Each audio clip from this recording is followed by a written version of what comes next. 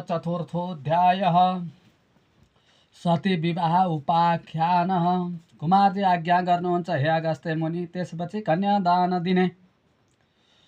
लिने दिन आयो र महादेव आउनुहोला भन्ने विचार गर्दै विष्णु दक्षको घर पुग्नुभयो।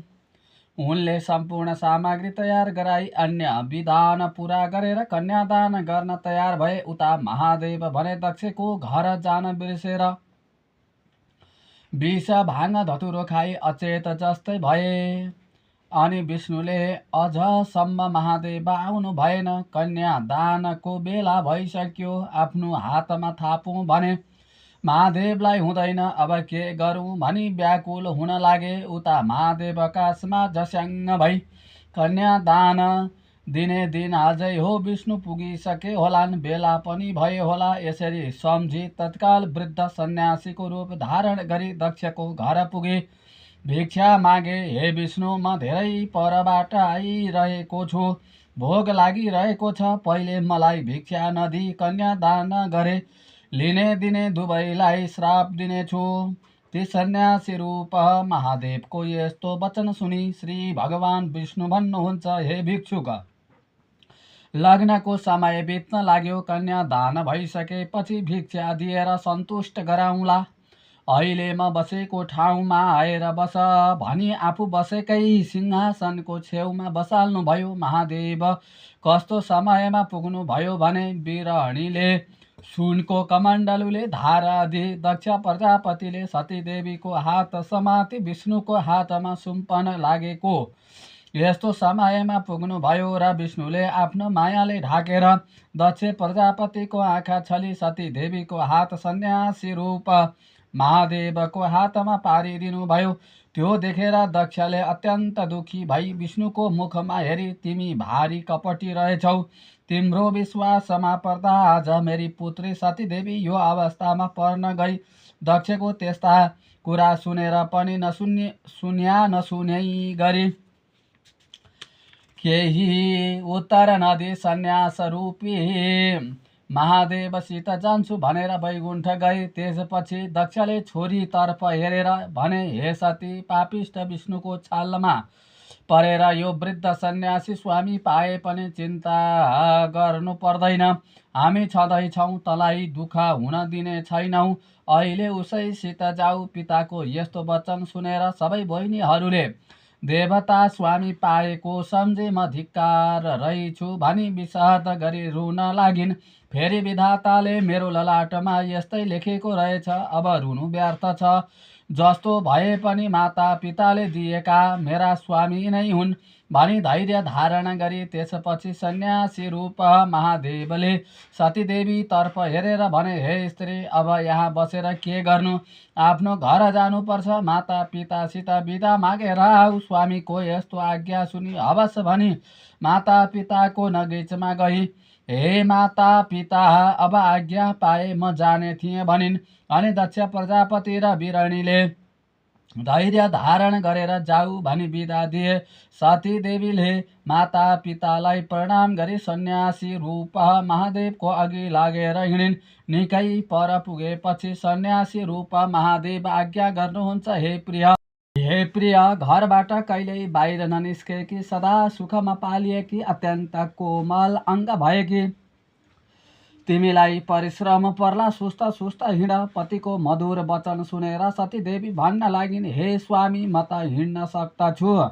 हजुरको वृद्ध अवस्था छ, परिश्रम पर्ला, बिस्तार बिस्तार हिँडी बक्सियोस्। यस्तै किसिमका अनेक कुरा गर्दै गए। सतीदेवीले आफ्ना स्वामीको वृद्ध अवस्था देखी, यी वृद्ध अवस्था भएका म युवती मेरा स्वामीलाई कसैले केही गरी मेरो अपहरण पो गर्ने हो कि भन्ने चिन्ता गर्दै एकछिनपछि नछाडी पछि लागेर गइन्।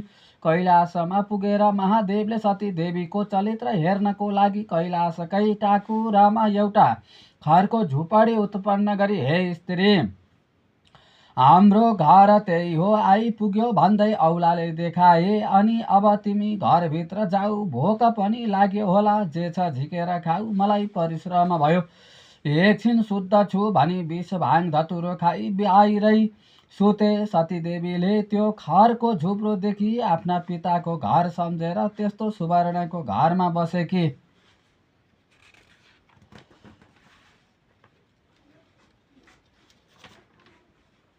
मलाई यस्तो खरको झुपडीमा बस्नु पर्यो भनी मनमा विषाद गरी आँखाबाट आँसुका धारा बगाई झन् फेरि मेरो कर्मले यस्तै पारिहाल्यो, के गरौँ भनी मन बुझाइन् र पस्यौराले मुखका आँसु पुसी घरभित्र पसिन्। भित्र हेर्दा त सबै ठाउँमा माकुराको जालो र कसिङ्गर मात्र देखिन्। अनि कुचोले माकुराको जालो फाली राम्रोसित बढारेर सफा पारिन्। अनि स्वामी जागा भएपछि खान के दिने भनेर भण्डारमा हेर्न पुगिन्। तर त्यहाँ केही फेला पारिनन् र मनमा विषाद गरी महादेव सुतेको स्थानमा गई खुट्टा मुनि बसिरहन्। 4 दिन बितेपछि महादेव जागा हुनुभयो र सतीदेवीको मुखमा हेरी, हे पापिनी स्त्री, मलाई बाहिर एक्लै सुताई आफू भित्र सुतेस्, त्यसो गरे पनि के तँलाई खानु पर्दैनथ्यो? के खाइस् कि खाएकै छैनस् भन्दै अनेक तरहले रिसाउन लागेको देखि हँस्याइलो मुख गरी स्वामीको मुखमा हेरी, हे स्वामी, हजुरलाई गहिरो निन्द्रा परेको देखि जागा गराउन सकिन र म सुतेकी पनि छैन, यहीँ बसिरहेकी छु। मैले त भण्डारमा जे भएको खाइसके, अब हजुर के खानुहुन्छ भनी सतीदेवी कस्ती भने सधैँ श्रृङ्गार गरी रिसमा पनि रसमा पनि उज्यालो मुख गरी स्वामीकै भक्तिमा चित्त लगाइरहन्थिन्। सतीदेवीले त्यति भनेपछि त्यहाँ के थियो र खाइहोली भनी करुणा मूर्ति शिवलाई अत्यन्त करुणा भयो र, हे प्रिय, हाम्रो घर यो होइन, त्यो खरको भित्ता चेतेर हेर त भन्नुभयो। र सतीदेवी भन्दछिन्, हे स्वामी, घर नासी नभएको घर कहाँ हेर्न जाउँ? फेरि बनाउनु परेमा हजुर वृद्ध, म नारी जाति कसले बनाइदेला? सतीदेवीको यस्तो वचन सुनि महादेव झुरुक्क उठेर खरको भित्तामा